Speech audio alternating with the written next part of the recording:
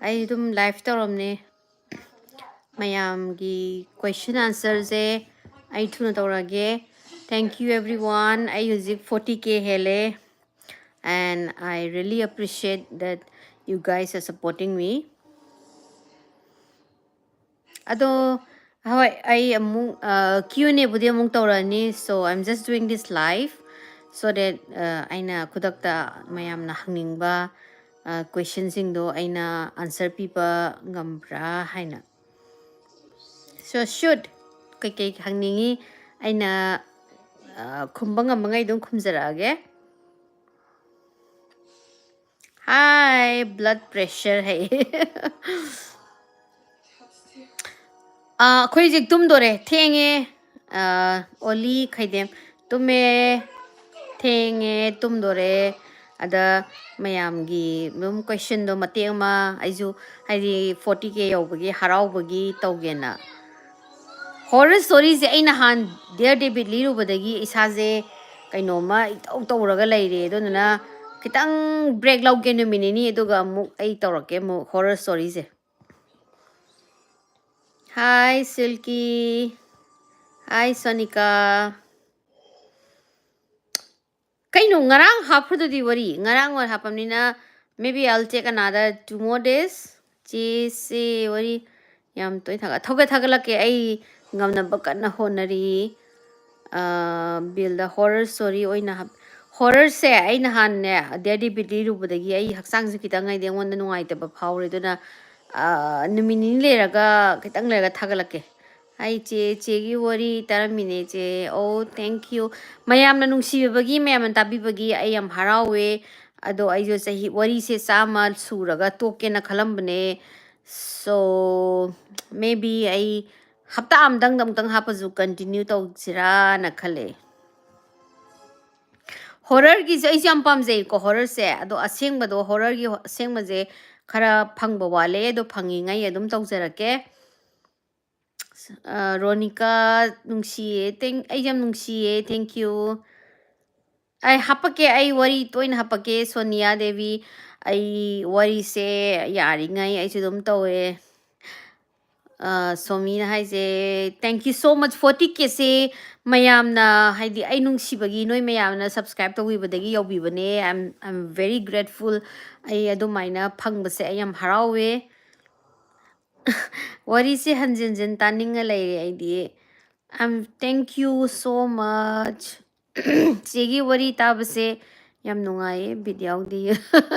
mayam YouTube so loi nungai bane do wari se aiju yamna tumam dai da wari dum taraga tumme ba topagi adudagi aiju inspire oi gibne asengmadi mayam da soina khanganing bado haibadi thogdo athokta atopa mayam thoi haise che mathangi missing ni ko missing je hoi adu mathang ai lineup khara leire ado hairage mathangdana ai sigi next ki wari aina lirak toisina reincarnation gi edu India ra thokiba adu lirani adu loraga Cameron Herring aina yam toina ona request tawgi adugi wari ma leire adugi matungda mu aigi viewer dagi yam ona ju saure my memory of murder haibra adu do mungli ge na tawjari edo sumaina crime gi dagi kano gi libase YouTube na strike kita la eba haidi nang asmaina crime libagi mina yengi khopa haibagi dun aise lining bado egli baya da ba duna I need to figure it out haidi karamaina wari je hapaga karamaina wari je same ji ge khosi ge na aduduna matam khidang changani mayam waro bigano aise nungsi mayam na agi nungsi ba wari habirak pa ai haidi aise pura toge de khalurabani maragama do noi mayamgi nungsiba mayamgin taningba adagi aina educational oiba pot hai khole haibadagi aise wari je khangde toge khalambado amusu wakhana mu store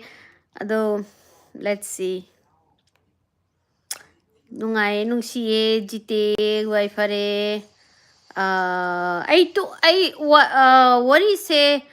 chamagi matungdi once a week ai hapna bohonage ado maybe ai hanadi thainadi twice or thrice a week haidi hapta amda ani na traga ahum lak tawrambane do ai ngamdragasu ai hadi aigi promise se I maybe ain hapta amda anirak hapakpa yai ado hapta amda ai amuktang di soidana maki hamna bai honajarake ado mayamna nungai habe wani aina thadariba effort sing hoi mayamna tabi ji yam nungai ko ado aina sida wari thijandana degi ithoktana pathoktana idi tawda and ai hadi kari hai tare ne aina thadariba effort siga hadi ayu sumna kanda ai chu mama mani angang anigi mama ni adegi moi school gi class thinba khotpa kari kara aina loina tawri ni doduna moi mem gido hadi kai thoga ina tawda mayamna yembidragadi mayamna tawgadradi should I continue or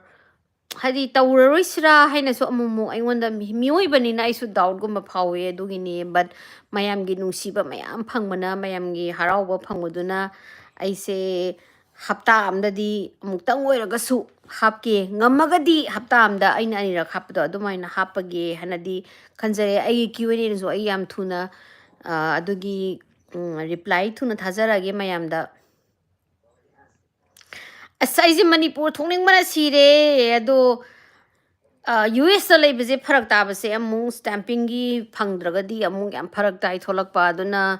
ꯑꯩꯁꯨ ꯏꯃꯥ ꯂꯩꯕꯥꯛ ꯅꯨꯡꯁꯤ ꯑꯩ ꯏꯆꯥꯅꯨꯄꯥꯁꯤꯁꯨ ꯂꯣꯏꯔꯕꯅꯤ ꯏꯆꯥꯅꯨꯄꯤꯁꯤꯁꯨ ꯃꯅꯤꯄꯨꯔ ꯊꯣꯛꯅꯤꯡꯉꯦ ꯕꯣꯕꯣꯛ ꯄꯨꯄꯨ ꯀꯀꯥ ꯃꯌꯥꯝ ꯎꯅꯅꯤꯡꯉꯦ ꯈꯣꯠꯅꯤꯡꯉꯦꯅ ꯑꯗꯣ ꯁ꯭ꯇꯦꯝꯄꯤꯡꯒꯤ problem ꯂꯩꯕꯅꯤꯅ ꯊꯣꯛꯄ ꯌꯥꯗꯕꯒꯤ ꯊꯣꯛꯇ ꯂꯩꯔꯦ ꯑꯩꯗꯤ ꯊꯣꯛꯑꯒ ꯍꯦꯛꯇ ꯏꯟꯖꯥꯡ ꯑꯍꯥꯎꯕ ꯃꯌꯥꯝ ꯆꯥꯊꯔꯒꯦꯅ ꯑꯩꯗꯤ ꯐꯦꯡꯉ ꯂꯩꯔꯕꯅꯦ नेक्स्ट ईयर दा अइना थोलकेना खले चचू चेस्ट औ अइ मथंग मथंग सही हंदक सही थोलके तौबने दो हंदक सही दी फरक तारानी मोगी वीजा की स्टैंपिंग की स्लॉट फंगद्रे दुना मथंग सही ददी थोलकेना खले मैतेलोन थोकप्रो अंग मैतेलोन जे ꯑꯩ ꯌꯥꯝ ꯊꯣꯛꯅꯤꯡꯉꯦ ꯑꯩ ꯊꯋꯥꯏ ꯌꯥꯝ ꯅꯨꯡꯉꯥꯏꯇꯦ ꯃꯣꯏ ꯒ꯭ꯌꯥꯟꯗꯤ ꯇꯥꯏ ꯑꯗꯣ ꯉꯥꯡꯕꯗꯣ ꯑꯩꯈꯣꯏꯒ ꯄꯨꯟꯕꯗꯒꯤ ꯍꯦꯟꯅ ꯁ꯭ꯀꯨꯜꯒ ꯃꯣꯏ ꯇ꯭ꯋꯤꯁꯟꯁꯤꯡ ꯃꯥꯏ ꯃꯃꯥꯟꯅꯕꯁꯤꯡꯗꯨꯒ ꯄꯨꯟꯕ ꯍꯦꯟꯕꯅꯤꯅ ꯃꯣꯏꯁꯦ ꯏꯪꯂꯤꯁꯇꯅ ꯍꯦꯟꯅ ꯀꯝꯐꯣꯔꯇꯦꯕꯜ ꯑꯣꯏꯈ꯭ꯔꯦ ꯍꯣꯏ ꯑꯩꯒꯤꯁꯨ ꯏꯔꯥꯟꯅꯤ ꯍꯥꯏꯗꯤ ꯑꯉꯥꯡꯁꯤꯡꯗꯣ ꯕꯠ ꯑꯩꯗꯤ ꯌꯨꯝꯗꯗꯤ ꯃꯅꯤꯄꯨꯔꯤ ꯉꯥꯛꯇꯗ ꯑꯣꯏꯅ ꯉꯥꯡꯕꯅꯤ ꯑꯅꯝꯕꯅ ꯃꯣꯏꯁꯨ ꯑꯗꯨꯝ ꯍꯧꯖꯤꯛꯀꯥꯟꯗꯤ ꯈꯔ ꯆꯥꯎꯔꯛꯑꯕꯅꯤꯅ ꯃꯅꯤꯄꯨꯔꯤ ꯉꯥꯡꯉꯗꯤ ꯄꯩꯁꯥ ꯄꯤꯅꯤ ꯈꯣꯠꯅꯤ ꯍꯥꯏꯔꯒ ꯕ꯭ꯂꯦꯛꯃꯦꯜ ꯇꯧꯕ ꯍꯧꯔꯦ ꯑꯗꯣ ꯍꯣꯏ ꯑꯩꯈꯣꯏꯒꯤ ꯏꯃꯥ ꯑꯩꯒ ꯗꯥꯄꯤꯒꯤ ꯑꯔꯥꯟꯕꯅꯦ ꯍꯥꯏꯇꯥꯔꯦ ꯒ꯭ꯌꯥꯟ ꯇꯥꯔꯒꯁꯨ ꯉꯥꯡꯉꯣ ꯌꯥꯗꯦ ꯑꯗꯣ ꯑꯩ ꯉꯥꯡꯅꯕꯗꯤ ꯀꯟꯅ ꯍꯣꯠꯅꯖꯔꯤ ꯁꯦ ꯋꯥꯔꯤꯁꯦ ꯑꯩ ꯌꯥꯝ ꯇꯣꯏꯅ ꯊꯥꯒꯠꯅꯤꯡꯉꯦ ꯑꯩ ꯑꯗꯣ ꯍꯦꯛꯇ ꯅꯪꯍꯧꯗꯦꯅꯦ ꯁꯥꯎ ꯌꯥꯗꯦ ꯃꯌꯥꯝ ꯊꯧꯅꯥ ꯅꯪ ꯃꯤ ꯍꯪꯉꯦ ꯅꯪ ꯍꯥꯏꯒꯦꯔꯣ ꯇꯨꯝꯗꯣꯔꯦ ꯍꯧꯖꯤꯛꯇꯤ ꯊꯦꯡꯉꯦ ꯃꯣꯏꯁꯨ ꯑꯉꯥꯡꯉꯩ ꯇꯨꯝꯕꯩ ꯃꯇꯝ ꯌꯧꯔꯦ ꯃꯣꯏꯁꯦ ꯋꯥꯟꯊꯗꯣꯔꯦ ꯃꯈꯨꯠꯇꯨꯅ ꯐꯦꯞ ꯒꯤꯇꯥꯟꯖꯂꯤꯗꯤ ꯅꯨꯄꯥ ꯑꯃ ꯑꯣꯏꯕꯗ ꯃꯇꯤꯛ ꯆꯥꯏ ꯀꯩꯅꯣ ꯅꯨꯄꯤ oh my god thank you so much ꯀꯦꯁ ꯁꯅꯥꯇꯣꯝꯕ ꯍꯣꯏ ꯃꯇꯤꯛ ꯆꯥꯕ ꯆꯥꯗꯕ ꯑꯦꯚ꯭ꯔꯤ ꯅꯨꯄꯤꯃꯛ ꯂꯣꯏꯅ ꯃꯇꯤꯛ ꯆꯥꯕꯅꯤ ꯑꯦꯚ꯭ꯔꯤ ꯅꯨꯄꯥꯁꯨ ꯂꯣꯏꯅ ꯃꯇꯤꯛ ꯆꯥꯕꯅꯤ ꯃꯥꯒꯤ ꯇꯝꯃꯨꯕ ꯂꯥꯏꯕꯛꯇꯨꯅ ꯊꯣꯛꯄ ꯊꯧꯗꯣꯛꯇꯨꯅ ꯑꯗꯨꯅ ꯇꯧꯕ ꯑꯣꯏꯔꯝꯒꯅꯤ but I'm really appreciate cabin क्रूगी मतंग से नोंग अगी कनोद हायरागे सिगी चैनल द पूरा thank you so much Amarjit मयामना नुंगाइबसे अइदी तोगे खलममने दो मयामगी नुंगाइबा उबसिदा अइसे तोक्सिरा तोइसिरा याम कना खंजाना लैरी तिसी अइगिदे आइखो कनोसे अइगी लाइफ सिदा वरी से तोंग तोंग सुंगरेबको अदुना पाबा नंगौद्रेबा आंसर खुमिंगाइदा चीनगिबा मयाम यावरेबा ओ हायदा मामा ना हुंदो ओ अदुगी वरी से आई तारे बट मोइगी कंक्लूजन दो हाइदी मामा दो फारब्रा फादब्रा दंदी फंगब्रा दो खंगद्रिबनिना I'll just get me another month or two and I'll tell you the story Marina nungsiye to toy wari thagalakba ngai ba wai nungsiye maitai macha ama oina yam chauthokse yeah I'm so glad I jam nungai jaye ko wari je tung tung chonggare mi ai ja apaba ganang hongdre ba but apaba khara do saubi gano mayam aigi mayam na hangning basing do aigi hujiki aina ma blog amegi post am thagap do ꯑꯗ ꯃꯌꯥꯝꯅ ꯍꯪꯕꯤꯔꯛꯑꯣ ꯑꯩ ꯂꯣꯏꯅꯃꯛ ꯈꯨꯝꯖꯔꯛꯀꯦ ꯌꯥꯔꯤꯃꯈꯩ ꯑꯩ ꯊꯨꯅ ꯈꯨꯝꯖꯔꯛꯑꯒꯦ ꯆꯦꯆꯦ ꯁꯨꯅꯨ ꯁꯤꯐꯥꯏꯒꯤꯅꯦ ꯍꯥꯏꯔꯛꯄꯗꯣ ꯌꯥꯝ ꯅꯨꯡꯁꯤꯌꯦ ꯑꯩꯁꯨ ꯃꯣꯏꯔꯥꯡꯗꯒꯤꯅꯦ ꯍꯣꯏ ꯑꯩ ꯁꯨꯅꯨ ꯁꯤꯐꯥꯏꯗ ꯄꯣꯛꯂꯛꯄꯅꯦ ꯑꯗꯨꯒ ꯑꯩꯒꯤ ꯃꯣꯔꯣꯝ ꯍꯥꯏꯗꯤ ꯑꯩꯒꯤ ꯆꯥꯏꯜꯍꯨꯗ ꯑꯅꯝꯕꯅ ꯍꯧꯔꯒꯁꯨ ꯀꯩꯅꯣꯗ ꯎꯔꯤꯄꯣꯛ ꯂꯥꯏ ꯈꯨꯔꯦꯝꯕꯤꯗ ꯑꯃꯨꯛ ꯆꯥꯎꯔꯛꯑꯦ but I'm really happy to like connect myself as somebody who's from like leidana haidi aina khangba mafamdi connect tobu ngambado yam harawe hair colors aigi hair colors se hojikti masu gara handagre ko you can see me the violet it's like deep burgundy and violet ki kanone mix ne so hojikti machu khara handare do kano highlight tawba haitare ne deep burgundy na chegi maitai gi mathil sareng thongba yongchak iromba aigi favorite asi phangade yare ai mi kaudrasu yare segi community da aigi su question ngang khibne khumbu ko ai je question je ma dong dong chin gi bagi ne ko aphang ba khara khumbane mayam sauba yade ko aphang khata ne tawrai se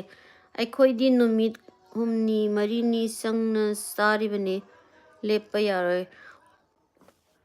love you so much guys ai wari je tok tana ba thina hona jage kai mathe ngasidi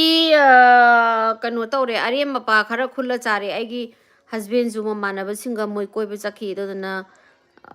akhoi sida di dum ai kam khande ai chilau thi de chajik nungjik haibagi chak oresu amoresu paisana talaga leiba poni duna sahalaga chabi ai aduga o hautragana thum moro kharab jala chabi ai haba mine duna are mapa khara dum chare ai ngasi ichagi budi mogi chak fresh thongbire yirunga modi yirunga seaweed ka to bajam pame so ai gidi doesn't matter chajik haiba pot like sahalaga chabada loinamak haubane manipur tholakpada phubala da la o se khun thangnare ai hoi ai lake ai lakna bo honage imanabi singna phajana pullaga maitai gi phizol chelaga wari liro ai mamang da maitai gi phizol che pai je phammaga libanina ai phi khak in ba natan upai laite do ai hoi ai phi do mayam ilaninga di ai phi do ilake ado wari libada di phi in bagi daka di ta dabra na di khanje si horror story ta ba yam nungai ado mukbang di aigi ama lifestyle gi channel gi tanjri la shram du da tawjarage ado mukbang ai se ni saba yam ngamde aduduna angam ba kha tawjarage yam nungsi mayam je love you guys noi mayam na ai nungsi bi bagi asumaina comment tor po kholak pa je ai thawai yam nungai Jaydan's a big fan of yours. Nungsi jese video loina yeng ba mata jita de. Mayam lo yeng bio share to bio subscribe to bio yam nungsi e. Imachi gi wari se thagalak pa ngai ba de yang wa. Ai gi di paipir kaino ai je pa ba nang hodre ba. Kai aina hai jo aina phone da yengaga pa ba ni ne. Tong chen ba to gi ba gi ai gyan am ta dre ba. इचेम हलगी इयाम्बगी Facebook की worry लीदो वाली को Facebook की मा Facebook तौद्रे हुजिक मा Google तौरे Facebook तौरमे हुजिक मा अमुक Google दा मुक तौरे चेगी अंगांग येंगे नो एनी येंगे से कई हाइदोइबा हाय गाइस हाइना Hello, mommy subscribers. इ तुमिंद्रबो तुमुरो यारे नो यारे तुमुरो अनि जे तुम दगई गनो तौ लेरे इटी की सिमा येंग लेरे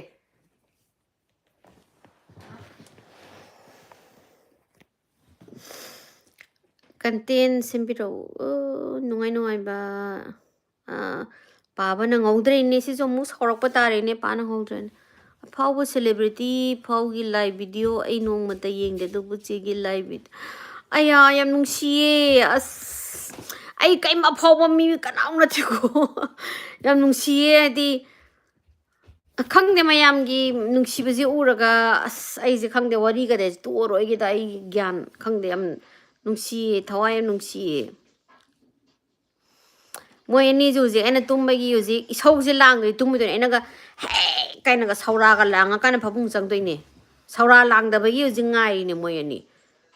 Hangbra aina ne khopa khai bese maya mamang la ju khangam ne mami gi khopa khai na maming khangam ne moy. I'm good, love you Jim. Hi, hi. Asina. Oh, I jung asina han bane I gi story da tawse mayamna sum question mayam hang ba khot bagi adagi nungti oi nungti gi di ai thagat pangam de haidi wari ama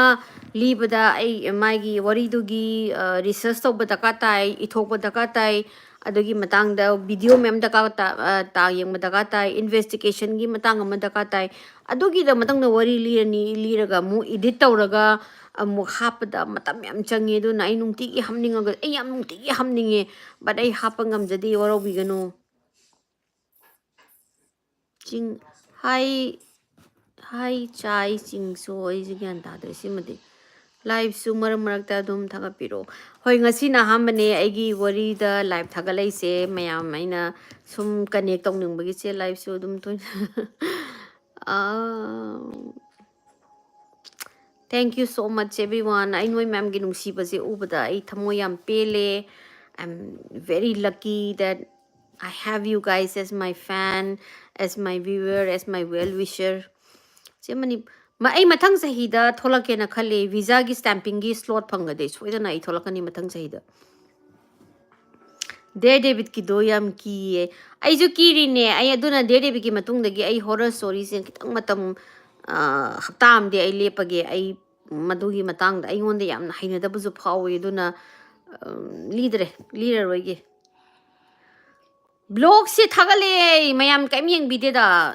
hadi koiba khotpa hadi lama nong nong ba koiba je yeng bide mukbang ni chaba ni thakpane de dom yeng bi aduna adura su adum aina mayam da sum yeng haning bagi aina koiru hadi migi lamda sumaina koi khole habdo dum thagat chai but yeng asu yeng drasu ka su kaidena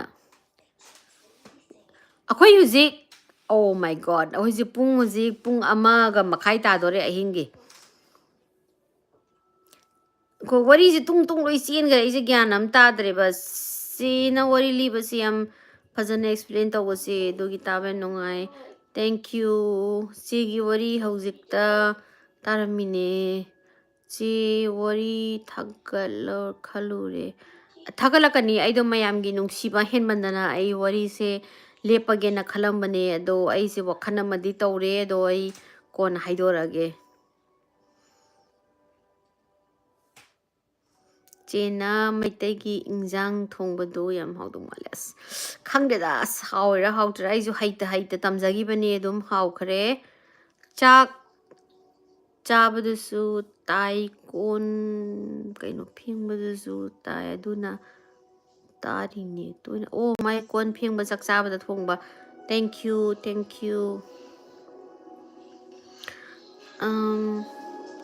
chena ngasidi tum manu ai gui tum maroi ai wari sarani mayam ga soidana ngasidi tum maroi isani su tum yadre mai spring break lai bagi ani je lai hori sa lai he bema muthalo nang ni sound we hen mangere noi tum ba yare ko ase aina ga thaoina ko bema ton ka hayaro ba aina ga hingchabi ka saraga he ka haida di moji tumoi do ne ba maitai khangde ba I cha ani je kamai tau duino khangde ba serial killer gi se aina ne moi gi kano gi liba matam da YouTube gi huzikan ai gi do no maina kano gi moi gi burari gi video mahapab do adagi engonda warning gi kano ma list yaw khre ba dona every video aina hapa singje hadi moi le suitability haina haidi limited kantor ga dum tawlare ba aduduna aise hojikan haina crime obegi wari je kitang lepaga bhutkini haradi adagi atopa hargadi moije kano aigi kano se strike lakte ba suitability ge adubu kogi crime gi mi hatpagi mitup gi wadi lai aduduna aise kitang safe play tawde de matam khara aduna bhutki do oina liraga crime gi oina mayamna the memory of murder kind of do lining do it will take some time. Ado mayamna worries mayam request awre. I am really lucky mayam tawbirapado. I appreciate it. Ado heck request awrokpaga I libadi ngamhaude kaigino hada I have already other story lined up aina ithoga kholaga thambagi aduna matang chara kanda ai soidena mayamna request awasingse ai fulfill toba ngambo ijage aduga wari samagi matungda ai toge na khalambane ado hojik mayamgi nungsiba mayamna request awagi matungina aina wari samasigi matungda ꯇꯣꯛꯇꯕꯤꯗ ꯍꯞꯇꯥ ꯑꯃꯗ ꯑꯃꯨꯛꯇꯪ ꯑꯣꯏꯔꯒ or whenever I am free ꯑꯩꯅ ꯍꯞꯇꯥ ꯑꯃꯗ ꯑꯅꯤꯔꯛ ꯑꯣꯏꯔꯒꯁꯨ ꯑꯩ ꯍꯥꯞꯄꯒꯦ ꯍꯥꯏꯅꯗꯤ ꯗꯤꯁꯥꯏꯠ ꯇꯧꯔꯦ ꯑꯗꯣ ꯑꯩ Q&Aꯗ ꯑꯩ ꯍꯥꯏꯖꯔꯛꯑꯒꯦ ꯃꯌꯥꯝꯅ ꯈꯪꯗꯦ ꯅꯨꯡꯁꯤꯕꯤꯌꯣ ꯑꯩꯒꯤꯗꯣ ꯍꯥꯏꯗꯤ ꯇꯥꯅꯤꯡꯗ꯭ꯔꯒꯁꯨ ꯇꯥꯅꯤꯡꯗꯦ ꯃꯌꯥꯝꯅ ꯇꯥꯅꯤꯡꯗꯦ ꯀꯥꯏꯅꯁꯨ ꯃꯌꯥꯝ ꯌꯥꯎꯏ ꯌꯥꯝ ꯀꯣꯏꯊꯣꯛ ꯀꯣꯏꯊꯣꯛꯅ ꯉꯥꯡꯉꯤ ꯑꯗꯒꯤ ꯄꯠ ꯄꯠ ꯇꯠꯂꯤ ꯈꯣꯠꯂꯤꯒ ꯍꯥꯏꯕꯁꯨ ꯌꯥꯎꯋꯦ so every human being has the right to complain haidi miyoiba khudingmak ko maigi right ne complain tawba maigi nungaitaba phongdokpase adom phongdokpiro kaisu kaide ado aigi taraftagi aina haidi insult ne na khandri phawba or aina si tawroige na khandri phawba oiragadi I will continue to serve my people haidi wari anau aina liba wari sisu asengba ngaktane suna it's like an awareness mayamda aina awareness pibagi wari ni aduna yam wari yam legre mayam nungai ba awareness piningba ado mayam sana haidi anam kari taninge na khanbagi aisu directly wari se liningaga haidi taninga tanungena khanbado but awareness oibagi aisu wari mayam se tar matungda oh my god asumaina su life ta dunia da punsi da sumain thokpa yabo oire na su aisu khanjai but aina liriba wari singje aina mostly aina awareness pining bagini mayamda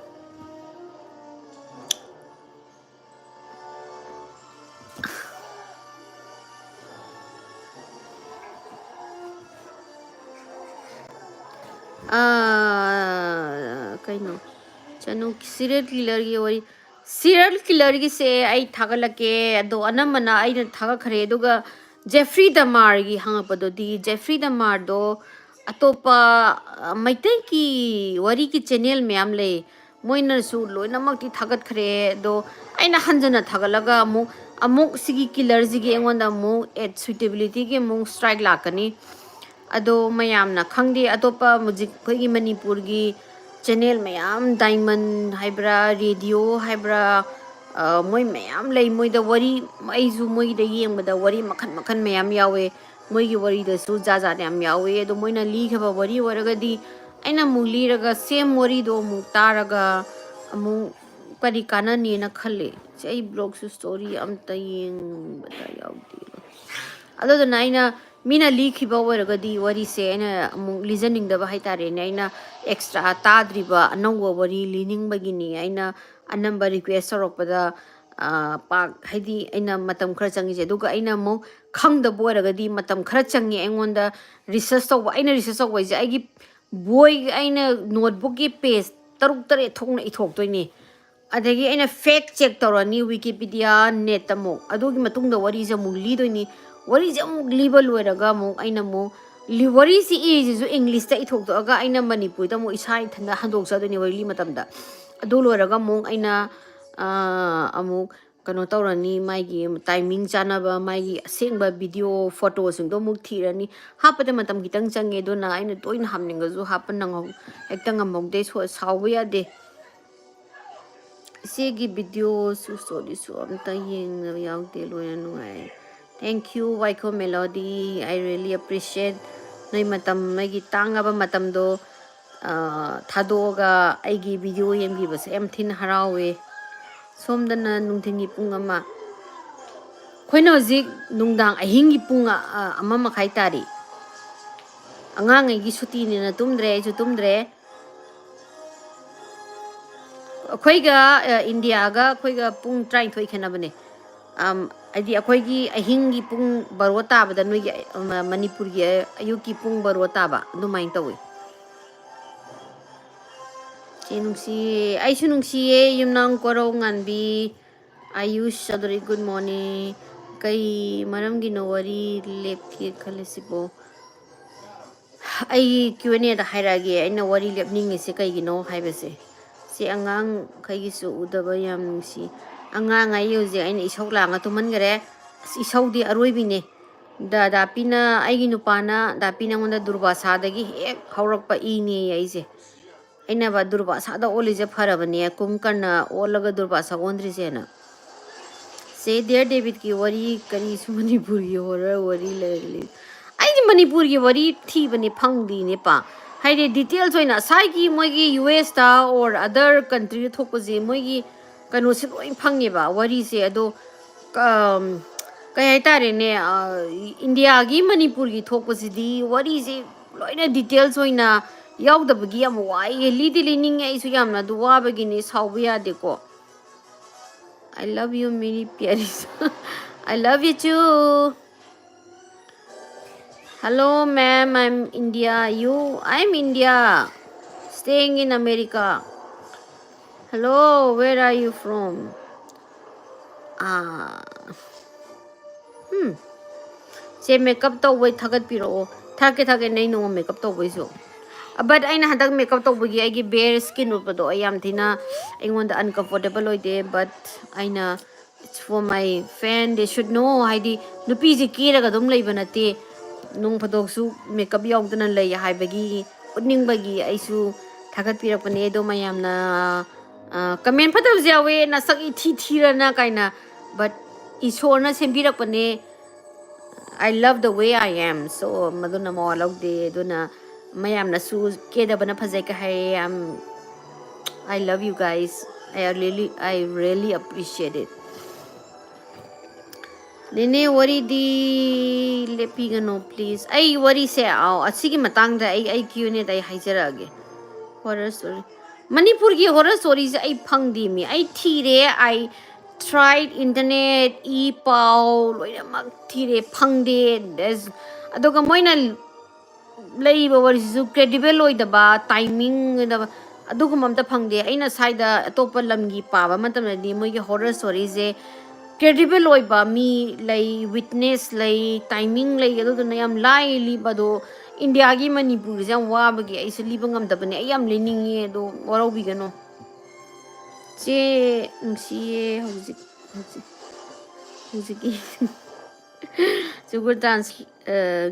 Google Translate ki do voice hapirakadra. Ay nupadam ta hangi ge hayeng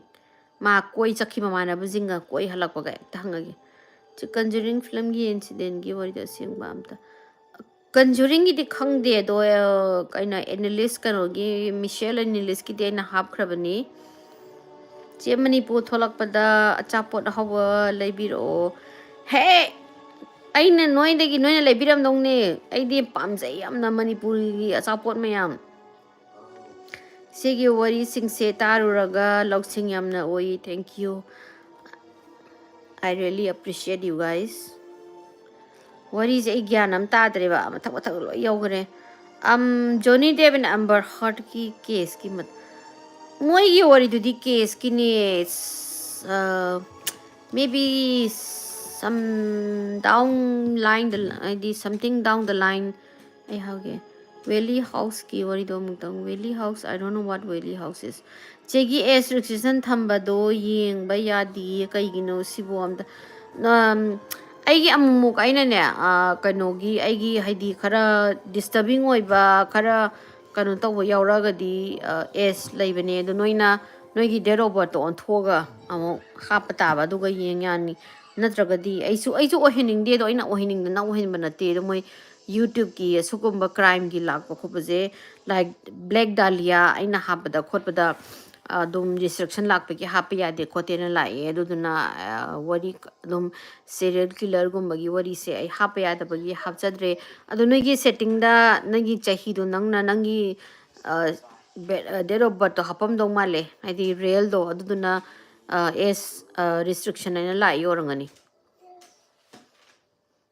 Manipur da lakpada wari libiyo asli ge da hek phangbaga ai matang chabaga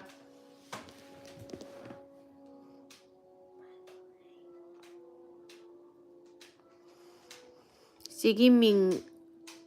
ꯀꯩꯅꯣ ꯏꯆꯦ ꯑꯩꯒꯤ ꯃꯤꯡ ꯄꯥꯕꯤꯔꯛꯑꯣ ꯊꯧꯅꯥꯗꯣ Amarjeet MBF ꯏꯆꯦ ꯑꯩꯒꯤ ꯃꯤꯡ ꯄꯥꯕꯤꯔꯛꯑꯣ ꯊꯧꯅꯥꯗꯣ ꯃꯅꯤꯄꯨꯔꯤ ꯏꯁꯩ ꯊꯧꯅꯥ ꯅꯪ ꯃꯅꯤꯄꯨꯔꯤ ꯏꯁꯩ ꯍꯩꯕ꯭ꯔꯣ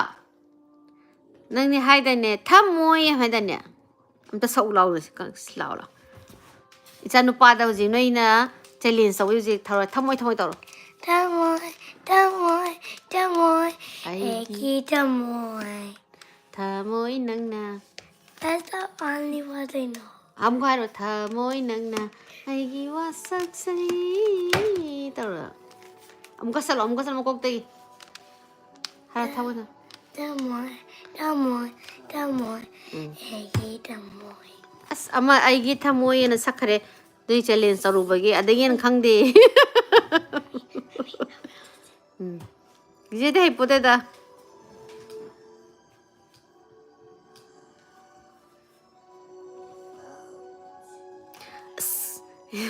ꯁꯣꯐꯤꯌꯥ ꯅꯧꯅ ꯏꯆꯦꯅ ꯏꯁꯧ ꯂꯥꯡꯉꯦ ꯍꯥꯏꯗꯣ ꯑꯁ ꯃꯥ ꯏꯁꯧ ꯀꯅꯥꯅ ꯂꯥꯡꯕ ꯍꯩꯔꯣꯏꯗꯣꯏꯅꯣ ꯏꯁꯧꯁꯦ ꯇꯥꯕꯁꯤꯗꯅꯦꯀꯣ ꯏꯆꯥꯕꯣꯛ ꯌꯥꯎꯅꯅꯦ ꯍꯥꯏꯔꯕꯅꯦ ꯃꯃꯤꯁꯦ ꯃꯅꯤꯄꯨꯔ ꯊꯥꯗꯣꯛꯈ꯭ꯔꯣꯅ ꯆꯦꯃꯒꯤ ꯋꯥꯔꯤꯁꯦ ꯀꯩꯒꯨꯝꯕ ꯑꯩ ꯆꯦꯝꯍꯜꯗ ꯀꯣꯏꯕ ꯊꯣꯛꯄ ꯀꯩ ꯐꯥꯎ ꯋꯥꯔꯤꯁꯦ ꯑꯩꯅ ꯂꯤ ꯃꯇꯝꯗ ꯑꯩ ꯌꯥꯝ ꯅꯨꯡꯉꯥꯏꯇꯦ ꯈꯣꯠꯇꯦ ꯑꯗꯣ ꯑꯦꯅꯤꯋꯦꯁ ꯑꯩꯅ ꯃꯌꯥꯝꯗ ꯁꯨꯝ ꯇꯥꯍꯟꯅꯤꯡꯕꯒꯤ ꯂꯤꯖꯕꯅꯤ ꯁꯤꯒꯤ ꯃꯦꯀꯞ ꯋꯥꯔꯤ ꯂꯤꯕꯗꯅ ꯍꯦꯟꯅ ꯐꯖꯕ ꯃꯥꯜꯂꯤ ꯍꯣꯏ ꯑꯣꯐ ꯀꯣꯔꯁ ꯉꯁꯤꯗꯤ ꯃꯦꯀꯞ ꯌꯥꯎꯗꯤꯌꯦ ꯑꯩꯗꯤ ꯉꯁꯤꯁꯤꯗꯤ ꯖꯁ ꯑꯩꯅ ꯍꯥꯏꯗꯣ ꯑꯉꯥꯡꯒꯤ ꯀ꯭ꯂꯥꯁ ꯊꯤꯜꯂꯨꯕ ꯈꯣꯠꯂꯨꯕꯒꯤ ꯃꯦꯀꯞ ꯌꯥꯎꯗꯦ ꯋꯥꯀꯤ ꯋꯥꯔꯤ ꯂꯤꯔꯀꯥꯟꯗꯗꯤ ꯀꯩ ꯍꯥꯏꯇꯥꯔꯦ ꯍꯦꯟꯅ ꯐꯖꯍꯟꯅꯤꯡꯉꯤ ꯀꯥꯏ ꯍꯥꯏꯕꯒꯤ ꯃꯦꯀꯞꯀ ꯍꯦꯟꯅ ꯇꯧꯁꯜꯂꯤ ꯌꯨꯝꯗ ꯂꯩꯕꯗꯗꯤ ꯃꯦꯀꯞꯇ ꯁꯨꯃꯥꯏꯅ ꯇꯧꯗꯦ ꯑꯥꯏ ꯗꯣꯟ ꯂꯨꯛ ꯂꯥꯏꯛ ꯗ ꯋꯦ ꯋꯦꯟ ꯍꯥꯏꯗꯤ ꯑꯩꯅ ꯋꯥꯔꯤ ꯂꯤꯕꯗ ꯎꯕꯗꯣ ꯑꯩ ꯑꯗꯨꯃꯥꯏꯅ ꯑꯗꯨꯝ ꯎꯗꯦ ꯗꯤꯁ ꯏꯁ ꯃꯤ ꯑꯗꯩꯗ ꯑꯩꯅ ꯐꯥꯎꯟꯗꯦꯁꯟ ꯃꯨꯛꯇꯥꯗꯦ ꯉꯁꯤ ꯑꯩꯅ ꯍꯥꯏꯕꯗꯣ ꯑꯩꯒꯤ ꯄꯥꯎꯗꯔ ꯀꯝꯄꯦꯛ ꯄꯥꯎꯗꯔ ꯈꯔ ꯇꯦꯞ ꯇꯧꯔꯅꯤ ꯂꯤꯞ ꯁ꯭ꯇꯦꯟ ꯑꯃ ꯇꯩꯁꯜꯂꯅꯤ and then I'll just put eyeliner ꯂꯣꯏꯔꯦ ꯑꯗꯨꯗꯨꯅ ꯑꯩ ꯂꯣꯏꯔꯦ ꯅꯣꯡꯃꯒꯤ ꯃꯦꯀꯞ ꯑꯗꯣ ꯑꯩꯅ ꯀꯣꯏꯕ ꯆꯠꯄ ꯈꯣꯠꯄ ꯋꯥꯔꯤꯒ ꯂꯤꯔꯀꯥꯟꯗꯗꯤ ꯈꯔ ꯍꯦꯟꯅ ꯀꯦꯅꯤꯡꯉꯦ ꯑꯗꯨꯗ ꯀꯤꯕꯩ ꯋꯥꯅꯤ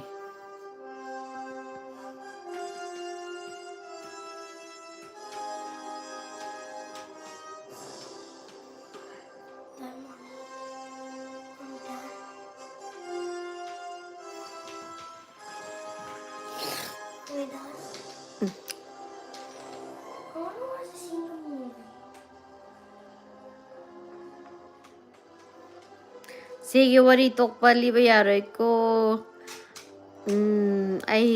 ꯑꯩꯁꯦ ꯇꯣꯛꯈꯤꯗꯤ ꯈꯟꯗ꯭ꯔꯦ ꯑꯩꯒꯤꯇꯨ ꯍꯥꯏ ꯒꯇꯨ ꯍꯥꯏ ꯁꯤꯒꯤ ꯋꯥꯔꯤꯁꯤꯡ ꯂꯣꯏ ꯅꯨꯡꯉꯥꯏ ꯑꯗꯣ ꯋꯥꯔꯤꯗꯣ ꯊꯨꯅ ꯑꯩ ꯍꯥꯏꯗꯣ ꯋꯥꯔꯤ ꯌꯥꯝ ꯊꯨꯅ ꯊꯥꯒꯠꯅꯤꯡꯉꯦ ꯑꯗꯣ ꯑꯩꯉꯣꯟꯗ ꯃꯇꯝ ꯈꯔ ꯆꯪꯉꯦ ꯋꯥꯔꯤ ꯊꯤꯒꯠꯄꯅꯦ ꯑꯗꯒꯤꯗꯤ ꯏꯗꯤꯠ ꯇꯧꯕꯅꯦ ꯂꯣꯏꯁꯤꯟꯕꯅꯦ ꯑꯗꯣ ꯑꯩ ꯌꯥꯔꯤ ꯃꯈꯩꯗꯤ ꯑꯩ ꯊꯨꯅ ꯇꯧꯅꯕ ꯍꯣꯠꯅꯖꯔꯛꯀꯦ ꯆꯦꯒꯤ ꯐꯦꯚꯣꯔꯥꯏꯠ ꯃꯅꯤꯄꯨꯔꯤ ꯑꯦꯛꯇ꯭ꯔꯦꯁ ꯀꯅꯥꯅꯣ ꯑꯩ ꯐꯦꯚꯣꯔꯥꯏꯠ ꯑꯦꯛꯇ꯭ꯔꯦꯁꯁꯦ ꯕꯂꯥ ꯑꯩ ꯐꯦꯚꯣꯔꯥꯏꯠ ꯑꯦꯛꯇ꯭ꯔꯦꯁꯅꯦ ꯁꯣꯃꯥꯁꯨ ꯐꯖꯩ ꯁꯣꯃꯥ ꯑꯥꯏ ꯂꯥꯏꯛ ꯁꯣꯃꯥ ꯌꯥꯝ ꯁ꯭ꯇꯥꯏꯂꯤꯁ ꯑꯣꯏ ꯃꯥꯅ ꯁꯦꯠꯂꯛꯄ ꯗ꯭ꯔꯦꯁꯁꯤꯡꯗ ꯌꯥꯝ ꯊꯤꯅ ꯉꯥꯎꯖꯩ ꯑꯦꯟ ꯑꯦꯛꯇꯤꯡꯗ ꯍꯥꯏꯔꯒꯅ ꯑꯣꯔ ꯑꯣꯚꯔꯑꯣꯜ ꯃꯥꯒꯤ ꯀꯩꯅꯣ ꯄꯔꯁꯅꯦꯂꯤꯇꯤ ꯍꯥꯏꯔꯒꯅ ꯕꯂꯥꯁꯦ ꯄꯥꯝꯖꯩ ꯕꯠ ꯐꯦꯁꯟ ꯑꯣꯔ ꯃꯦꯀꯞ ꯍꯥꯏꯔꯒꯅ ꯁꯣꯃꯥꯁꯦ ꯌꯥꯝ ꯄꯥꯝꯖꯩ ꯁꯤ ꯋꯥꯔꯤ ꯍꯣꯏ ꯍꯥꯄꯛꯀꯦ ꯋꯥꯔꯤ ꯋꯥꯠ ꯏꯁ ꯗꯤꯁ ꯂꯦꯡꯒ꯭ꯋꯦꯖ ꯍꯦ ꯅꯪꯅ ꯀꯅꯥꯅꯣ ꯀꯔꯤ ꯔꯦꯍꯥꯟ ꯃꯩꯇꯩꯒꯤ ꯂꯥꯏꯞꯇ ꯆꯪꯉꯒ ꯋꯥꯠ ꯏꯁ ꯗꯤꯁ ꯂꯦꯡꯒ꯭ꯋꯦꯖ ꯍꯥꯏꯁꯤꯕꯣ ꯁꯨꯡꯄꯥ ꯍꯦꯛ ꯄꯥꯊꯣꯛꯄꯤꯔꯛꯇ꯭ꯔꯦ ꯑꯩꯒꯤꯗꯤ ꯀꯔꯤ ꯍꯥꯏꯒꯦ ꯁꯨꯆꯤꯇ꯭ꯔꯥ ꯑꯩꯅ ꯍꯥꯏꯗꯣ ꯑꯃ ꯑꯟꯁꯔ ꯈꯨꯝꯃꯤꯉꯩꯗ ꯆꯦꯟꯈꯤꯕꯅ ꯍꯥꯜꯂꯤ ꯃꯤ ꯀꯔꯤꯅꯣ ꯑꯃꯨꯛꯀ ꯍꯥꯏꯔꯛꯑꯣ ꯄ꯭ꯂꯤꯖꯅ ꯁꯥꯎꯕ ꯌꯥꯗꯦꯀꯣ ꯄꯥꯡꯒꯜ ꯍꯥꯏꯁꯦ ꯀꯩ ꯍꯥꯏꯅꯣ ꯅꯦꯅꯦ ꯂꯥꯛꯑꯒꯦ ꯑꯃꯦꯔꯤꯀꯥꯗ ꯑꯝꯇꯪ ꯀꯨꯝꯕꯤꯌꯨꯗ ꯂꯥꯛꯑꯣ ꯇꯣꯏꯅ ꯀꯣꯏ ꯄꯨꯕꯤꯒꯦ ꯃꯩꯇꯩꯂꯣꯟ ꯃꯅꯤꯄꯨꯔꯤ ꯂꯦꯡꯒ꯭ꯋꯦꯖ ꯑꯩ ꯒ꯭ꯌꯥꯟ ꯑꯃ ꯇꯥꯗ꯭ꯔꯦ ꯁꯤꯃꯗꯤ you are so cute okay thank you ꯆꯦꯒꯤ ꯏꯆꯥꯅꯨꯄꯥ ꯌꯥꯝ ꯅꯨꯡꯁꯤ ꯊꯦꯡꯛ ꯌꯨ ꯆꯦ ꯖꯦꯂꯤꯟꯒꯤ ꯋꯥꯔꯤꯁꯦ ꯇꯥꯅꯤꯡꯉꯤ I'm looking into it. My wari asing bahek phang baga I thuna lizarage. Kamani west lekibano. Ado I hantak aigi hana Gitanjali Laishram and Habido Aigi channel nevado. Ado da so Aigi wari but aina Aigi Q&A the Karakum gram nedo very soon Aigi question hang basing aina mu answer to horani. Che koi bachat pada traditional dress amta oi traditional dress ay sirage. Ah, drinks to mali kaino drinks to mali si.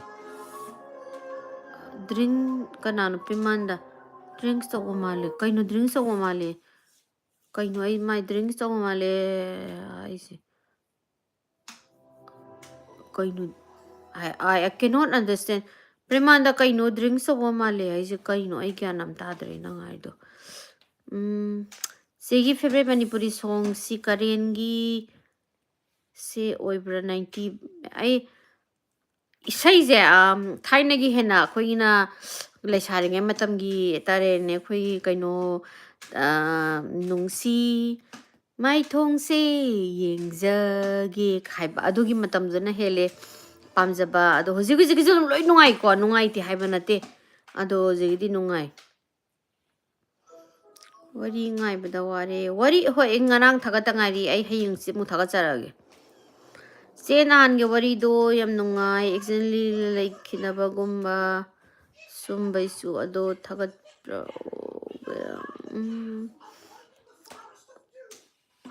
ai ni khang bada yam lebine maduna hen nungai Rebecca thank you nang haisu summe adune mayam se ai su aina paru bagi khangu bagi Lizabane haidi ai opinion laiba nate aina haidi karino khopano khanguba nate ai akhangbudo dum haijabani mayang macha singse kaidore haibano kaino su kya menda dabo mano nu koi chandro mayang macha singse kaidore haibano aina mayang macha na kaidore haigrage sibu je husband ga punna live tabiro ai husband yam kai thi me video da bok yaw da hekta ne khangde ai nu mai pharaga gun point ya hola ne na seki voice ta bem ngai thank you blog amta sembira o se blog se karambano ai channel ni subane ai sidi wari channel ne do wari gi channel se ai na yam to ne to banate but ai gi mayam na nungsibi badagi ai 40k yaure 40k yawbagi aina haraubagi aina ngasi channel se tawbane ado aina mu Q&A zo thuna mu haujara ani ado atopa aigi life ki matangda aigi family aina karai da koi chali kadawi haibadudi Gitanjali Laishram gi channel do ado yengbiyo mai Q&A amasung ado loina mang yawbani mayam Nisa khaiba yawri ichi phal karino Oh, Nisa khai. Oh, mo ai se Nisa charaga.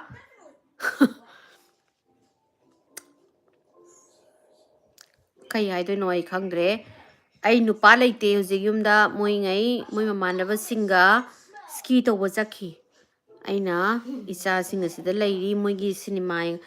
Nisa khaiba yawre moi wakhanda ai karino ai khangdre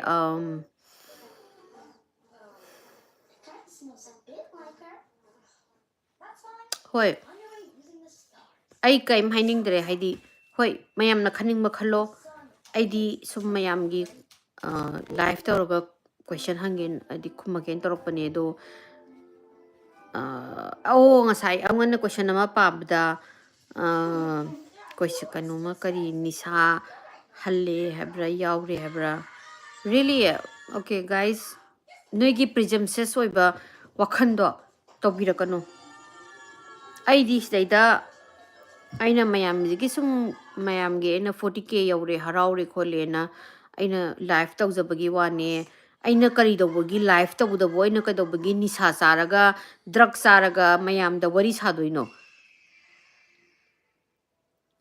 seriously I mean like kari dawagi aina mayam da live tawza aina kadawagi Nisa saraga drug saraga wari sa ai churu buthakpa mi bu nate sida Nisa saraga drug saraga aina kadawagi mayam da aina live tawdino I'm doing it because I want to talk to you guys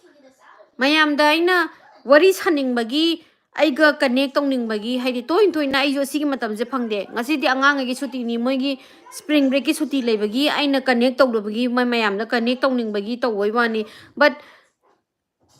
haidi adumaina ama ni sure ahamada ai gyan taramde kaino na duda khaibam yaure khole kainaga harakpodo kari gino sini da aina haidi chumna wari aisu aina wari sabasida loan phaiba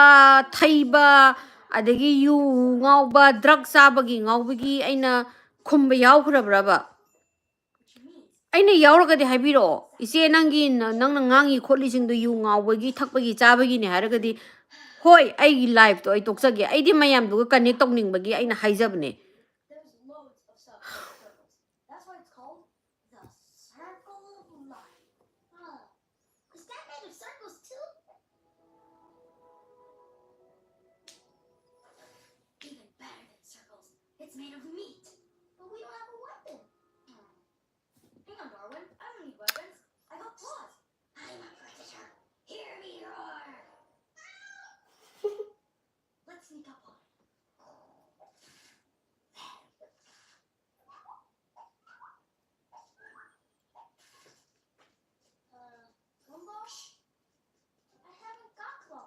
drinks tawa male haido yu ngauba male haini penmanda tanana wari sabasu yadrabjani na wari je harau harau na wari je chumna saragasu mi jingji kari maina ai dona ai communicate tawa aiga haidi aina manipur thola kanda fan da wari samatamda aijo sigi simaki sak simaki wa khwai sine aina haidoi se aduda aina dilin male haidi ai haidi ai yonde amdana shock sare haidi ai noi nga sa haidi na pi hoi ngase mamana basinga koi chaki na hai yum sita koi gatani lari se aduga ai ngonda onjalaga dilin male yu thakwa male yu ai the thakta banati occasionally koi family party to matamda family bo thoye it doesn't mean that every other day ai bottle thalaga thamde nong phado party chatpa manabi singa unabada but it doesn't mean that I can mem ga kano tawraga live tawraga mem ga wari sanaraga I ngonda du question hangabudi it hurts me I haidi kari gino sinida kari gumba nungsiba hainingdragadine kari mo hairo no nungsidabuzo haigino mi amadu ima punsido nungaina laigani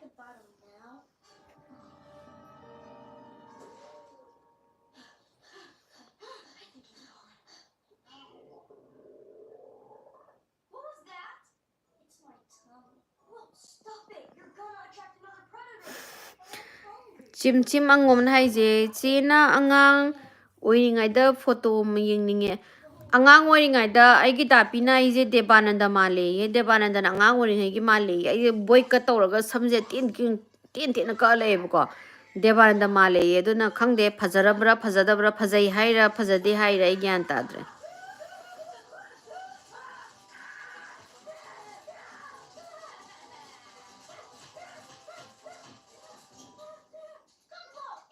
chena comment munna yengbado ada manbani saunu khangda tawu okay se ai ki sahi 39 sure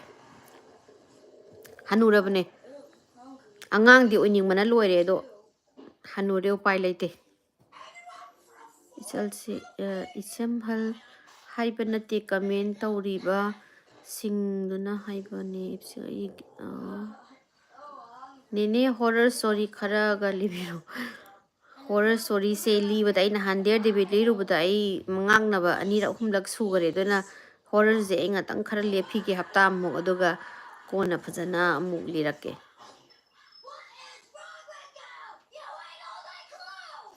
judina che ignore taw moi do hoi ignore taw ge do ba amu mu haidi saungninge dana haidi negative ki mi singsina haidi kari no khangda gai ungang na ang bududi ai su ngai te anyways saude da cái bị sầu thế nào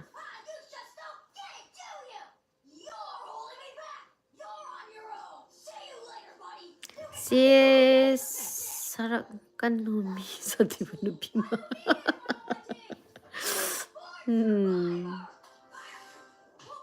이제 사우르노 벳 가멘 삐랑가 누가이바 강부나 puramai. Hoi hoi adone moisu nunga adugum aina react tawna hapak poirabasu yai kaisu kaide duna adon ai huji camera da yengaroi camera da yengagadi aido kari yungawa male dilen ma male hai duna camera da yengaroi ai huji comment da yengagoi na answer tawrani.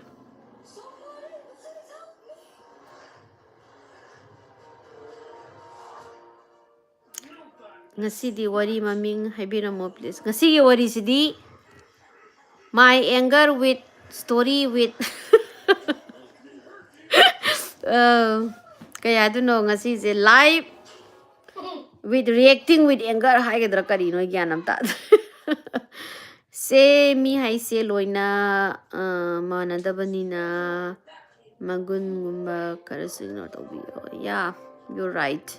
I should. Kaidobai bed comment piningino kangde moina tauba ngamba. Thank you, Brajamani. I appreciate you. Jimmy Bulana uzaba chumde yam saukanu. I should me oi banina sounding by the power. I don't know why ngahak saure, but I understand. I use it sawa pare. Kay you know that I do haidum sauraga lay midinate. But I na haidi mayam da hard work haigi I hard work haidra hoi man of the hard work in uroi aina mayam da connect on wari saning masida seran turan ngasidi nisa ngawa male yung ngawa male do tawin hara agadi haidi aisu nungaite numi hoi banina nungaita banina adugi aina answer pibane kaigino da why would I haidi aiga aigi viewers singa ai connect tawu matamda aina yu ngauraga yu thaga kai nisa saraga drug saraga kadobi bari sadoino haiba. I have ample of time. Other than that, I say the aigi social life what panate aigi friend circle what panate akoi mayam pulli kholi de but occasionally mayam pula kandone but that doesn't mean that aina mayam ai ngasi wari sage na haiba sida adumaina mi amusida bagi type ta ai su mioi bane mayam na ne nung thina ngangbado ai kaisu kaide phai but aigi fan duga aigi viewers singa aigi nungsiba mi singa connect tawringai da nisa saraga connect tawba mali duguma haibadudi angone ma hurt away adudi tawbigano khatang haibai wa khatane kaisu nate atopa di ai kaisu khande mi haibase mi hoi ba haibase social media agi platform da thogla public thogni mina hunba chai ba haibase hauna bane I understand it but aina aigi noi mayam ga wari sanari ngai da sigumba ngang pududi ta honing di kitang haijabani da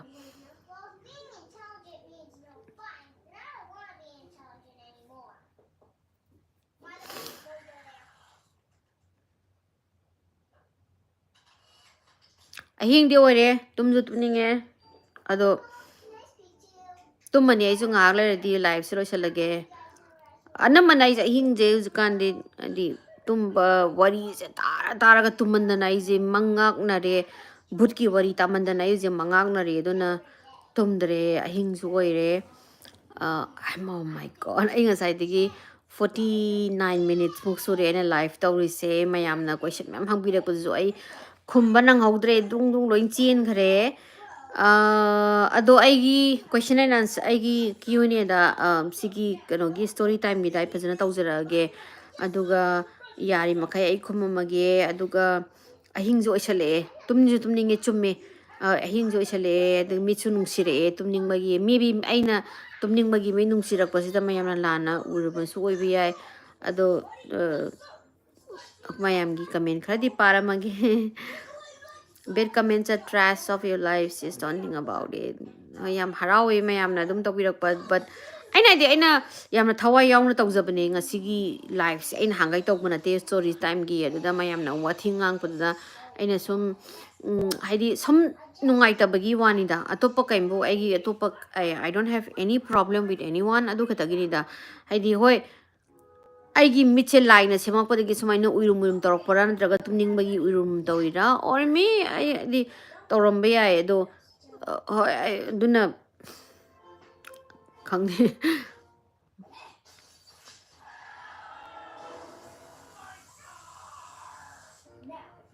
ꯑꯩꯒꯤ ꯔꯤꯁꯤ ꯄꯨꯈ꯭ꯔꯕꯝ ꯅꯥꯏꯁꯦ ꯏꯆꯦꯒꯤ ꯕꯥꯏꯗꯣ मादो software engineer ने आईगी गीतांजलि लाइश्रम है ना channel अमा लेबनी अदुदा मा आईगी अदगी आईगी कन मागी आई नुपागी थबक तौबै खोपै details lion मग यावबने अदुदि check out तौबियो आईदी Geetanjali Q&A दा अदा लोइन यावबने मैम हॉरर दी याम साथीना कीबा अमा लिबिरो कइनु डेयर डेबिट यम कीद्रो आईदी डेयर डेबिट से ये तारुबदगी आई तुम यारदना आई हुजी हॉरर स्टोरी कितंग लेपतोरे हप्ता मुक्ति मैम साव यादे आई याम हैनद्रेबा अमा अंगांगदुना नाथरगा मारगा लागा कुमकपदो आई अदुदो याम किजैये अंगोंदा हाइदी आइना सोकोइना बुट आई हाइदी आइगोंदासु इसाना एक्सपीरियंस लाइजरेको हाइदी पैरानॉर्मल से आइदी मयामना इट्स ट्रू और नॉट अदुदी अदुना मखलमने दो आइना यंग आइना हाइदी इसाना खंजबदो सिगी डेयर डेबिट किसे याम फरक याम तारे एंगोंदा दुना कितंग आई हॉरर गिजे हप्ता हादी कितंग पोथागे ना खंजरी आई की सही आई सॉरी आई की वरी चामा सुद्रिंगाइदा हॉरर अकीबमदि लिजरमगे दो डेयर डेबिट की मतांगदि कितंग आई पोथाजरगे से इपामदा लइबा सही आई इपामदा लइतिए आई कनोदा यूएस कनोगी कैलिफोर्निया की सेन होजेदा लई आई नुपाने आई इचा अनि लई मोइगे लई इपामना उरीपोक्तनी उरीपोक्ते स्कुइरे चनिंगे मणिपुरदा चतबा कुइरे नेने आइसु नेने होई मनाक्ता लाक्लका जॉब तौनिंगी मणिपुर की पेनेंग्रे कन्ना पुखनरबा अदगी नोइना 12 लोइरगा जीआरई ना क्वेश्चन अमगी यूएस तंबगी म लेबनी अदु थारगा सोइदना लाक्पा कदोबगी ngमोइदनो मयाम लेरे सिदिसैदा होनबदा कनबियु मयाम होनबा कलगदी कदोबि लाक्पा ngमोइदनो साइकोपैथ की वरी लिरो सिजु मथानी तौरी साइकोपैथ का लियो सोमना कंदा भूत की वरी लिबा लोइद्रिंगा इसिदा साइकोपैथ की लिरो हायबा इयाम्बगी चाही सु हाइबिरमो इयाम्बा इगोंदगी चाही अमतने हलिजे नहाने न लेजरी मादी चाही 35 ने लेजरी जे इयाम्बा होय नो मणिपुर नो इंडिया करी नो ज्ञान ताद्रे से मदे नो मणिपुर यस मणि करी सनुपी साउरनो मी होय सुलाई चुम्मे इचे हाइगद्रा इमा हाइगद्रा इदोमचा हाइगद्रा होय thank you for your encouragement नंगी लाइव कुतासी याम्बा वीडियो कॉल वरी साबियो याम्बा होय कोई चखरे मोय स्की तौबा ममानबजिंग कोई चखरे कोई हुंदोमे होय इमाई चांgai कोई सैदा लोंग लोंग ता लेरी से नोंगमा गी ओइबा युंगी थबक युम लोइसनबगी ब्लॉग सेंपिरो युम लोइसनबा थबक से एम तल्ली अदो तल्लगसु तौवे दो तौबदो एमना थवाई याउदना तौबनिना वीडियो नमदा मीना यंगनिंगोइना खल्लिने सेगी वरी एमा लेबदो करमनो सनग्लास ओपा ngasiदी वरी फज okay ma'am ngasi se ahingi pungani tasale ado yam nungai mayam ga wari saba loina maksu khumning bane do khangde ngamaudre makhada asigi video sigi makhada mayam dum comment tawbiro duga ai reply tawrake aise tumning bagira karigino minesu drug saba nisa khaiba kasu haibire ado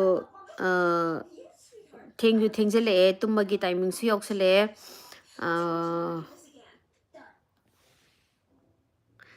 मानी दे अदो ऐसे ma'am का बड़ी से तुम साना निंगे बको लेपनिंग दे बा अदो पुंग जी ददी कोई सिददी इंडिया गी गा कोई गा पुंग ट्राइन थोइने पूरा खेनै जी नोई गी पुंग अनि ताबदा नुंदिंग गी पुंग अनि ताबदा कोई सिदा पुंग नुंग अहिंग गी पुंग अनि ने बतौरिसे अदो दुना होजि गैना तुम दगदी हयेंग दी आइदी ज़ोंबी ओलनी अदुगा आंगांग जिंग जिना इगोंद हौदोरपदा आई सौलांगनी दुना नोंमा अमुक तौजरागे लाइव से दुगा मयामना हंगबिरकपा क्वेश्चन जिंग एंगोंद आइना लोइना गा एंगोंद लोइना लेजरे सिजे आंसर तौजरागे ꯑꯗꯣ ꯉꯁꯤꯒꯤꯗꯤ ꯂꯣꯏꯁꯤꯟꯖꯔꯒꯦ ꯀꯩꯒꯤꯅꯣꯗ ꯑꯩꯁꯨ ꯇꯨꯝꯅꯤꯡꯉꯦ ꯃꯤꯠꯁꯨ ꯅꯨꯡꯁꯤꯔꯦ ꯑꯃꯨꯛ ꯀꯅꯥꯅꯣꯝꯅ ꯑꯃꯨꯛ ꯉꯁꯤ ꯂꯣꯏꯔ ꯒꯟꯖꯥ ꯆꯥꯕ꯭ꯔꯥ ꯑꯃꯨꯛ ꯍꯥꯏꯔꯛꯇ꯭ꯔꯤꯉꯩꯗ ꯒꯟꯖꯥ ꯆꯥꯕ꯭ꯔꯥ ꯍꯥꯏꯔꯛꯇ꯭ꯔꯤꯉꯩꯗ ꯑꯩꯁꯨ ꯀꯩꯅꯣꯁꯦ ꯂꯣꯏꯁꯤꯜꯂꯒꯦ bye love you guys thank you for supporting me